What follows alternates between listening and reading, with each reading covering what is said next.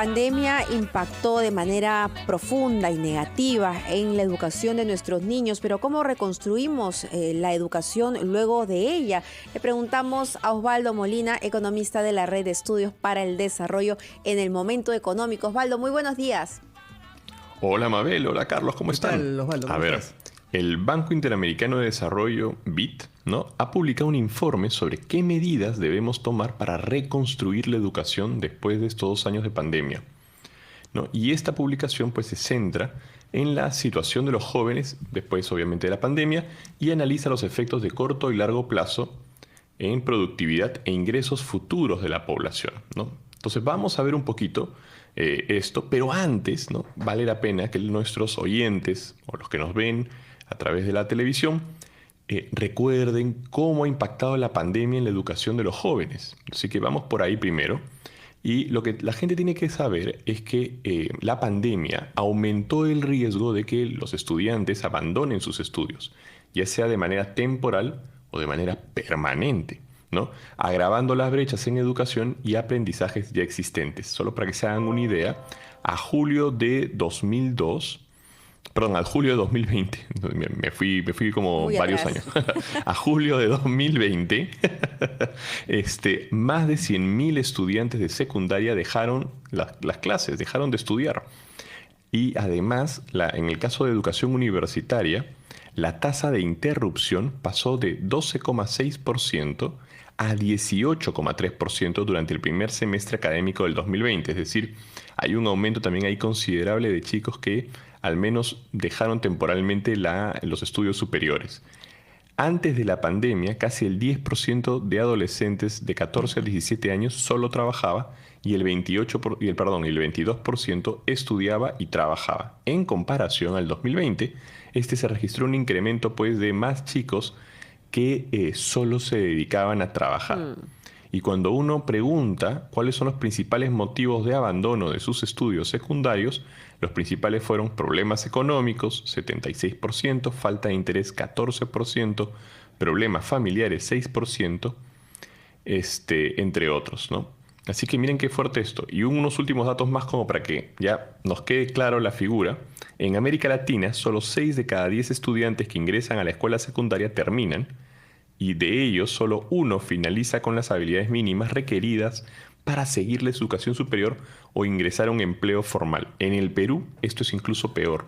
Solo 3 de cada 10 estudiantes que terminan la secundaria siguen estudios superiores, y en el caso de estudiantes pertenecientes a familias de bajos ingresos, esta situación es más complicada porque es 1 de cada 10 que logra acceder a educación superior.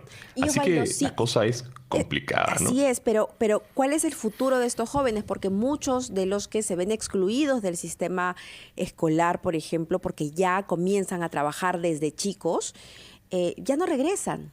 No regresan Así porque es. ya encontraron un trabajo, mal remunerado, seguro, con una situación muy precaria, pero por lo menos es un ingreso en un estado de pobreza, ¿no? ¿Qué es lo que pasa con ellos? ¿Qué es lo que pasa con su futuro? Pero ¿qué pasa con el país? Sí, mira, todos perdemos. Pierden ellos, pierden sus familias y pierde el Perú, ¿no? Porque en la medida que ellos ya no se logran capacitar, ya no son tan productivos y siempre se van a quedar pues en trabajos, digamos, informales, malos, ¿no es cierto? Esto tiene implicancias para ellos mismos porque van a ganar menos y para el país. Ahora, Osvaldo, Porque en el fondo estamos perdiendo oportunidades, estamos perdiendo, ¿no?, personas valiosas que podrían seguir educándose, que podrían avanzar, mejorar, ¿no? Osvaldo, ¿Me querías decir algo, Carlos? sí, desde el punto de vista económico, ¿cuánto representa de pérdida para el Perú justamente que un estudiante no pueda culminar sus estudios, valga la redundancia, y bueno, se inserta en un trabajo en donde las desventajas son evidentes?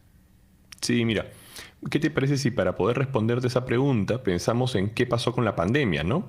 Y en el caso de la pandemia, ¿sí?, se ha estimado que, por ejemplo, el cierre prolongado de escuelas durante el 2020 ha generado pues un aumento en lo que se llama pobreza de aprendizaje de nuestros estudiantes. Es decir, ellos no están aprendiendo lo suficiente y por tanto su productividad hoy ¿no? Y en el futuro van a estar comprometidas, así como sus ingresos futuros. Y uno se pregunta, Carlos, ¿de cuánto dinero estamos hablando?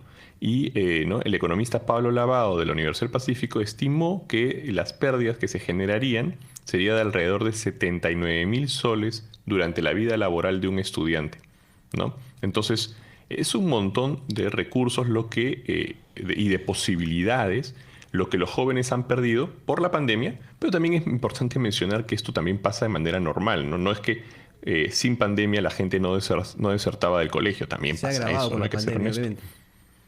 Solo que la pandemia ha agudizado el problema, ¿no? Sí. Y entonces ahora la pregunta es, ¿qué podemos hacer o qué es lo que recomienda este documento del BID para mejorar esta situación, ¿no? Que es tan dramática que estamos contando? Y el BID, les cuento, plantea 4 recomendaciones útiles que nos ayudan a repensar el sistema educativo no solo de América Latina, sino sobre todo del Perú, ¿no? Entonces, lo primero son considerar sistemas escolares que deben volver a involucrar a los jóvenes que han perdido contacto con sus escuelas durante la pandemia. O sea, es clave que hagamos retornar a esos jóvenes que han dejado fuera las escuelas. Y para eso se debe garantizar que los sistemas educativos cuenten con recursos necesarios y estrategias para prevenir la deserción escolar o abandono escolar, pero también para reincorporar, ¿no? Es muy fácil prevenir en algunos casos y decir, bueno, que nadie más salga, pero ¿qué hacemos con los que ya están fuera? Esas personas tenemos que buscarlas, ¿no? Sí.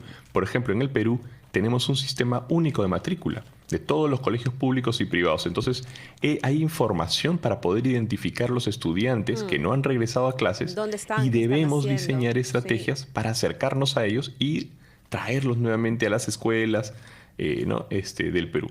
Sí. Asimismo, es importante la asociación con organizaciones comunitarias y agencias gubernamentales responsables de salud y desarrollo social para generar, pues, más programas para ellos. Segundo, ¿no? Segundo punto, aprovechar las inversiones realizadas durante la pandemia en el uso de tecnologías educativas.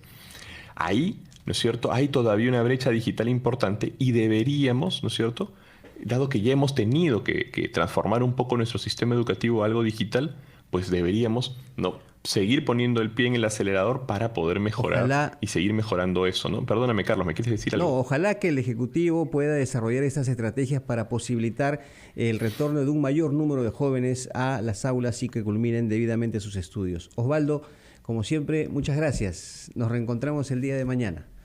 Osvaldo Listo, Molina un gusto. estuvo con nosotros. Gracias, Osvaldo.